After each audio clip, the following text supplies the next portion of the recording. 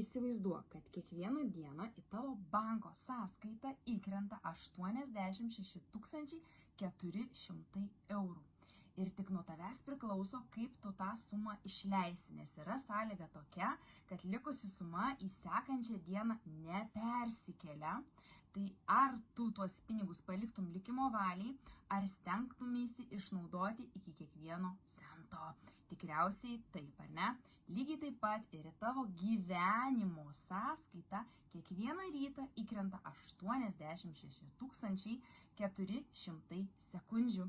Ir tik nuo tavęs priklauso, kaip tu tą laiką panaudosi, kur jį investuosi, ar tiesiog išvaistysi. Tačiau nuo tavo požiūrio, nuo tavo pasirinkimų priklauso tavo ateities ir tavo viso gyvenimo rezultatai. Nesvarbu, ką bedarysi, bet neleisk, kad tavo laikas būtų iššvaistomas.